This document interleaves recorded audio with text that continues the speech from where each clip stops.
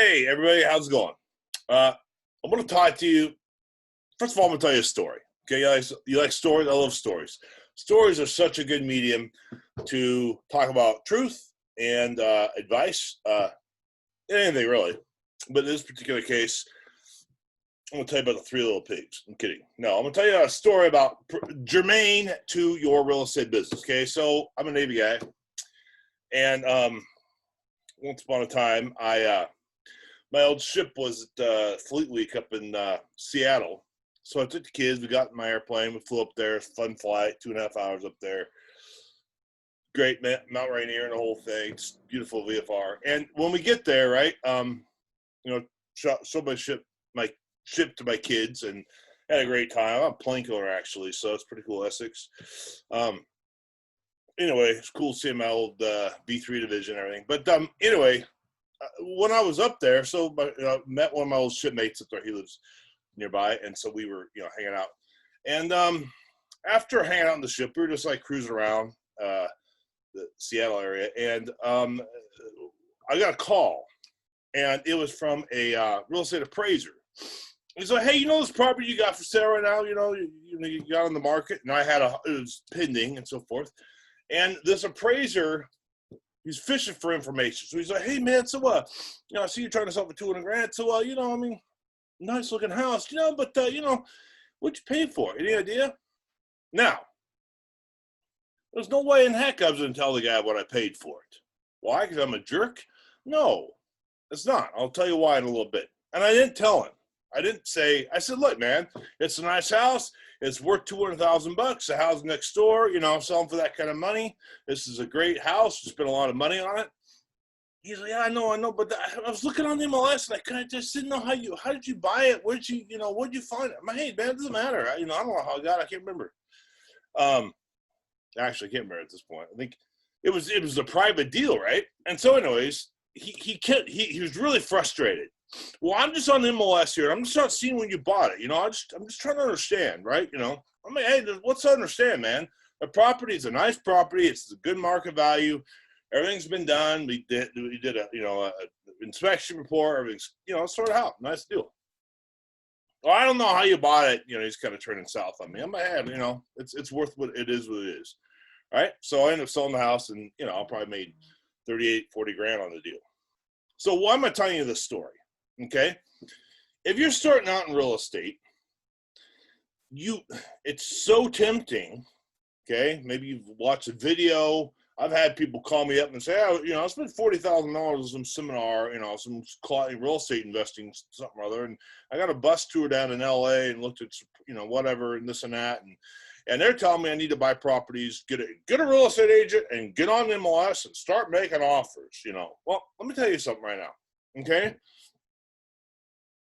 buying a property on the MLS is not the best strategy. Now, have I made money buying properties on the MLS? Sure. Oh yeah, a lot of money. It's fine. I'm not saying don't do that, but you need, especially if you're starting out, you need to understand the pitfalls of buying on the MLS. Okay.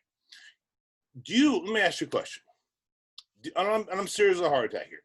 Do you want to be successful in real estate? Do you?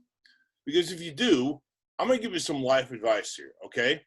Now listen, this is for both rehabbers and wholesalers, okay?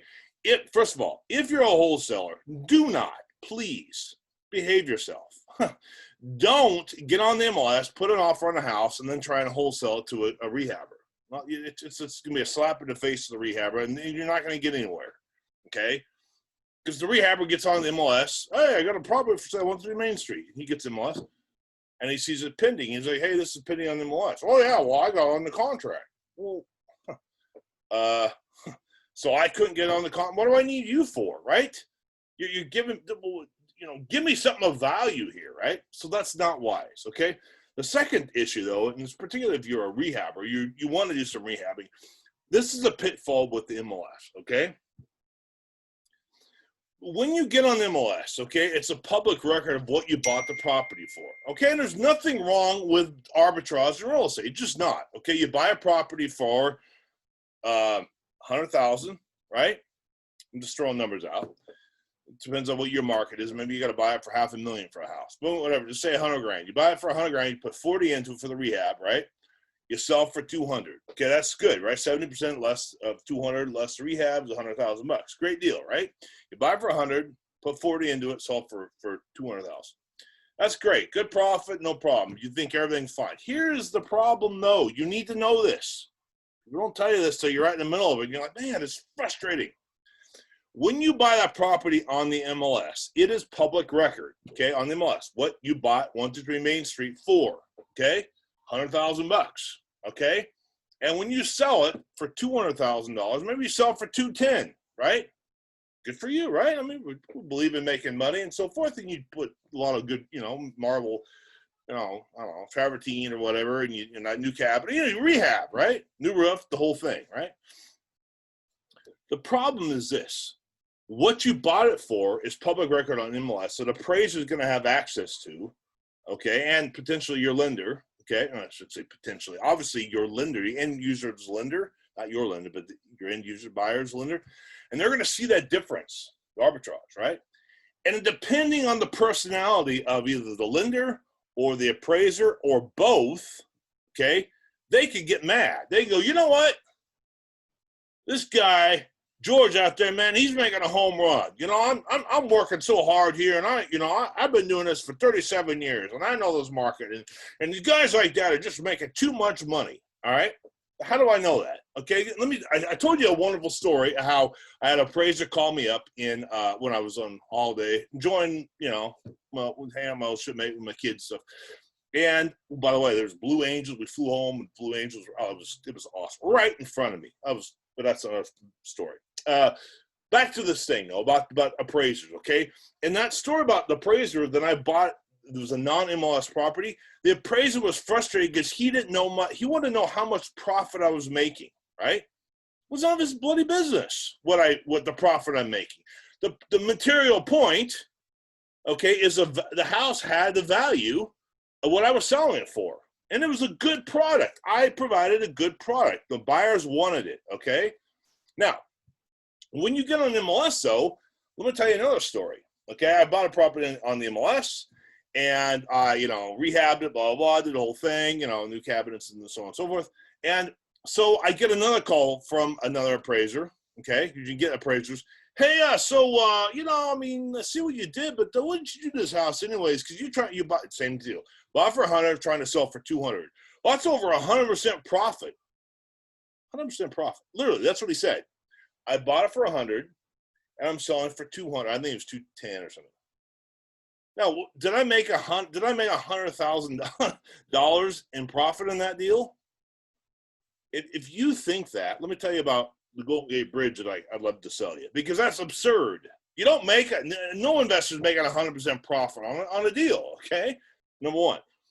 Okay, these guys, essentially, this guy was frustrated. He was mad. He's like, you made $100,000 in this deal. That's just too much money. He tells me I was on the phone. He tells me on the phone, and I said, look, man, I didn't make no $100,000. Look what I did to the house. I added new, I think I added a bathroom, redid all the cabinets, fixed the roof, moved some stuff around, made it a nice livable place, right? And he was mad. He's like, well, you're making too much money. And so you know what he did? This appraiser lowballed so I had a 200 grand, right? My buyer was going to spend 200,000 bucks. Maybe it's 220. I don't remember what it was. He lowballed me $20,000, right? You know why? Because I made too much money. And you know what? He knows better. That appraiser, he knows the market better than I do, because he's been doing this for 37 years.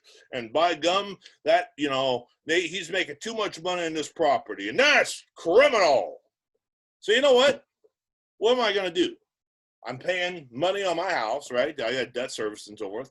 So I can say, you know what? Forget this guy, man. I'll put it on the market for somewhere else. Well, the problem is I have debt service every month, and to get another buyer, it's going to be hard to do, right? And so I had no choice. I had a choice, rather. But fiscally speaking, my choice is just take the money and run. So just because this appraiser knew what I bought the property for, okay, and what I sold it for, and is his own professional opinion, because he's just the wisest man on earth apparently, and he's mad that I'm making all the money, okay, he lowballs me 20 grand. That sucked, right? So what's the moral of the story? Remember the two stories? The first story was I bought a property, not on MLS, no one knew what I bought it for, and it appraised for what it needed to be. The appraiser didn't know what I bought it for, so he couldn't really argue. The second story that I just told you was I bought a property on the MLS, and you could see what I bought it for and what I was selling it for, and the appraiser, because he's just a jerk. Man, these guys, they're appraisals for a reason sometimes. And if you're a real estate appraiser, I hope you're not like this, and I'm not trying to be offensive to you, but it really depends on the personality. Some appraisers are fantastic. They're awesome. But some aren't. Just like realtors, just like car mechanics, right? You know what I'm talking about. Contractors, whatever, okay? In every profession, there's lame asses, okay? And so in this particular case, this appraiser, he was mad that I was making too much money, and I had no choice but to take the money and run. So what's the moral of the story? Know what you're getting into, and if you're starting out, I would exhort you and encourage you to listen to my words, like our dear president,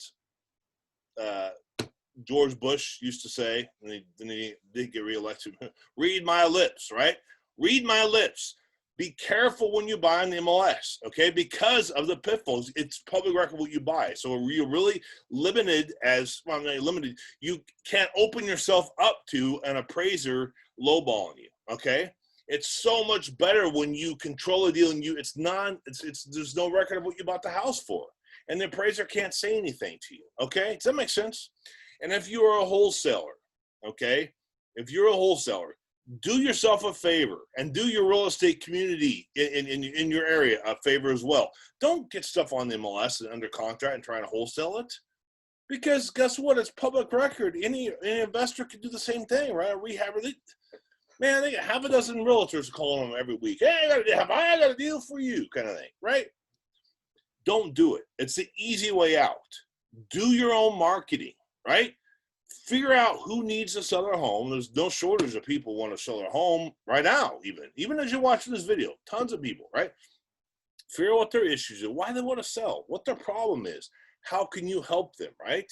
And if you do that, you get it under contract as you and George Smith, the seller, you have control of the deal, okay? And it's so much easier to wholesale that, okay? And if you're a rehabber, same deal. It's so much easier to flip it because your appraiser doesn't know what it is. I know it's a long video, but I think it's so important for you guys to understand this.